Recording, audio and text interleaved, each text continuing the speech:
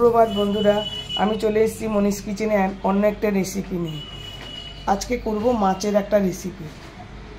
মাছের রেসিপি করার জন্য এই যে ধনেপাতা নিয়ে নিয়েছি, এই টক দইটা ঝরতে দিয়েছি, আর লেবুটা ফ্রিজে ছিল তাই জলের মধ্যে ডুবিয়ে রেখেছি, আর রসুন, আদা, আর এই যে ধনে জিরে 1 চামচ করে, আর এই গোলমরিচ, কাঁচা লঙ্কা এই নিয়েছি।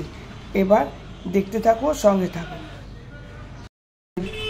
এইটা ধনে পাতাটা কেটে নিয়েছি, গোড়াটা বাদ দিয়ে দিয়েছি। এটা খুব ভালো করে ধোবো এখন। এই যে মাছ নিয়ে নিয়েছি, মাছগুলো জল ঝরতে দিয়েছিলাম। এবার এর মধ্যে লেবু দিয়ে দেবো।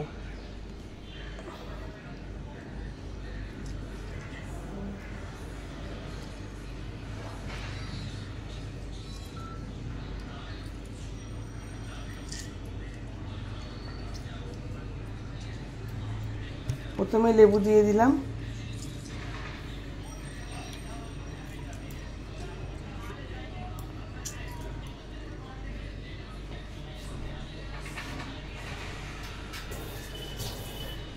তারপর পরিমাণ মতো নুন দেব,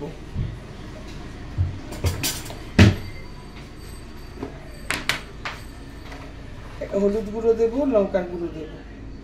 লঙ্কার গুঁড়োটা তোমরা স্কিপ করতে পারো, আমরা একটু লঙ্কার গুঁড়োটা দিই, আর নুন দেব।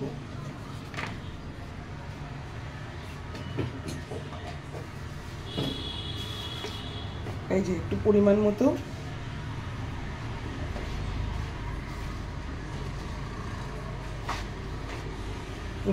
নুন দিয়ে দিলাম।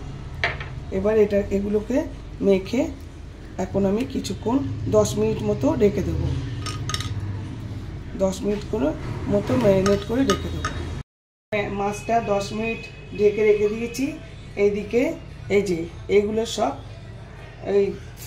সব বাটবো, মিক্সির জারে নিয়ে নিচ্ছি। ওটা হতে থাক, এগুলো সব নিয়ে নিচ্ছি মিক্সির জারে। আমি রসুনটা কমই দেব, তোমাদের ইচ্ছে হলে অনেক বেশি রসুন দিতে পারো, কিন্তু আমরা রসুনটা একটু কমই দেব। রসুনটাও দিয়ে দিলাম, আদা বাটা আছে, সেটা আদাটা বাটতে হবে না। এইবার এটার মধ্যে ধনেপাতা, এই ধনেপাতা ধুয়ে জল ঝরাতে দিয়েছিলাম, এর মধ্যে দিয়ে দেব। এবার এগুলো নিয়ে বাটবো।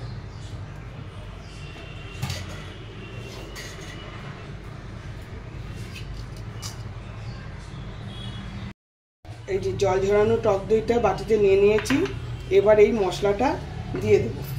এই যে এই মশলাটা বেটে দিয়েছি, 1 চামচ জল দিয়ে কিন্তু বেটেছি, আর একটু কিন্তু দানা দানা থাকবে, তবে দেখতে খেতে ভালো হবে। এই মশলাটা এর মধ্যে, পুরো মশলাটা এর মধ্যে দিয়ে দেবো।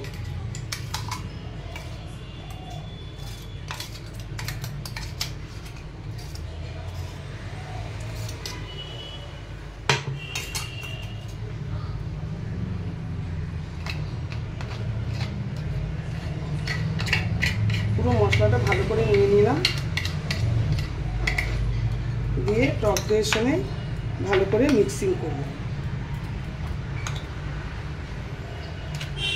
এর মধ্যে একটু রঙের জন্য এর মধ্যে একটু কাশ্মীরি লঙ্কার গুঁড়ো দিয়ে দিচ্ছি।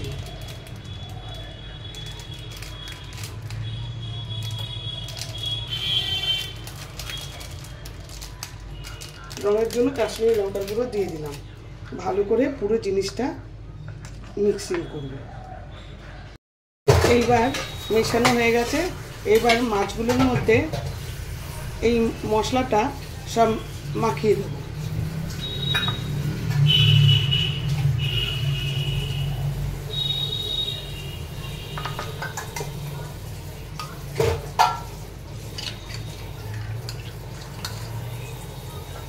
পুরো মশলাটা মাখিয়ে দিচ্ছি এটার মধ্যে।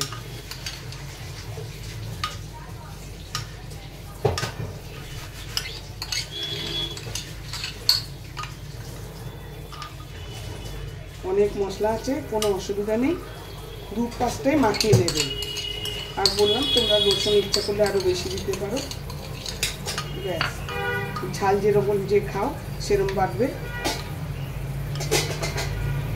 এরকমভাবে 2-5টা মাখিয়ে নেবে, দিয়ে এখন রেখে দেবো।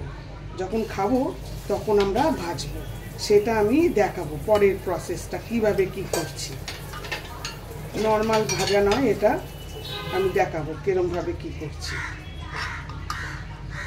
সেটা আমরা যখন দুপুরে খাবো তখন একবারে ডাইরেক্ট তখন করব।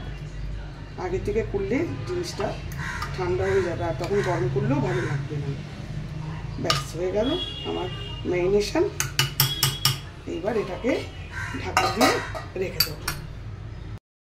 এই যে বন্ধুরা দেখো, তখন তো মাছগুলো ম্যারিনেট করে রেখেছিলাম। এখন এর মধ্যে 2 চামচ ময়দা আর 3 চামচ চালের গুঁড়ো নিয়েছি। এর মধ্যে নুন দিয়ে দিলাম, এর মধ্যে একটুখানি নুন দিয়ে দিলাম, আর একটুখানি হলুদ দিয়ে দিলাম, আর একটু লঙ্কার গুঁড়ো দিয়ে দিলাম। ভালো লাগবে খেতে এইভাবে দিলে। তোমরা নাও দিতে পারো, শুধু নুন দিতে পারো, কিন্তু আমার এগুলো ভালো লাগে।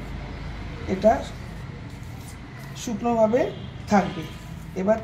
এবার দেখো এখানে প্যানে তেল দিয়ে দিয়েছি, দিয়ে এটা গ্যাসটা জ্বালিয়ে দিলাম।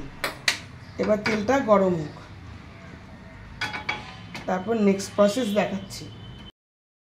এই যে এখানে একটু চিপস গুঁড়ো করে রেখেছি, রেগুলার চিপস।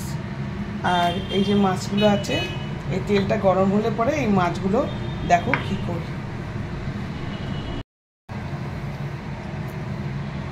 এই যে মাছগুলোতে যেন অবশ্যই মশলা শুদ্ধ তুলবে। এই যে এইভাবে করে নিয়ে,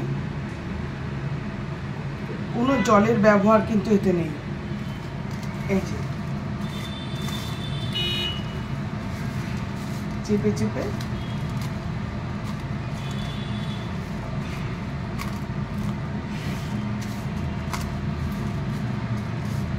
এইবারে এই দেখো তেলের মধ্যে গ্যাসটা কমিয়ে দিলাম। এইভাবে গরম ভাতে খাবে, দুর্ধর্ষ হবে।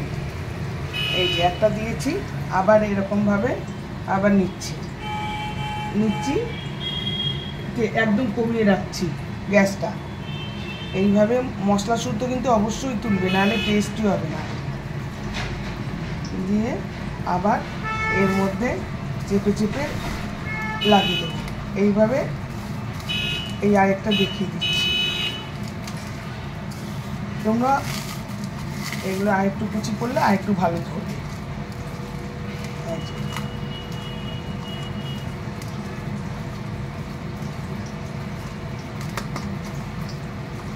সুন্দর ধরেছে। এই যে এটা আরেকটা দিয়ে দিচ্ছি।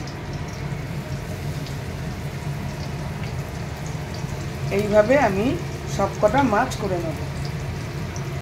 যে বন্ধুরা সবকটা উল্টে দিলাম। এবার খুব ধীরে ধীরে হচ্ছে, উল্টে দিলাম। রোদ পড়ছে তো, তাই আলোতে এরকম লাগছে। খুব সুন্দর লাল হয়ে করে ভেজেছি, আবার ওই দিকটাও লাল করে ভাজবো। বন্ধুরা কি সুন্দর হয়েছে আমার মাছ ভাজা। এই মাছ ভাজা কিন্তু অন্যরকম মাছ ভাজা, একদম তুমি ডাল ভাতের সঙ্গে খাও, দারুণ টেস্টি। আর এছাড়াও কোনো গেস্ট আসলে তাকেও দিতে পারবে। ওই যে আরও হচ্ছে, একটা এখনো বাকি আছে, আর অন্যগুলো রাতে হবে।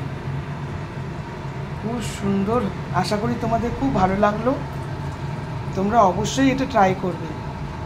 গেস্ট আসলেও দেবে সন্ধেবেলায়, দারুণ লাগবে ইভিনিং স্ন্যাক্স হিসেবে, খুব ভালো লাগবে। চিকেন তো সবসময় দেওয়া হয়, ফিশের এখন অনেকেই খুব ফেভারিট হচ্ছে ফিশটা। আশা করি ভালো লেগেছে। তোমরা অবশ্যই আবার বলছি ট্রাই করো, একদম আমার প্রসেসে ট্রাই করবে। Thank you for watching. আমি শীঘ্রই আসবো আরেকটি ব্লগ নিয়ে।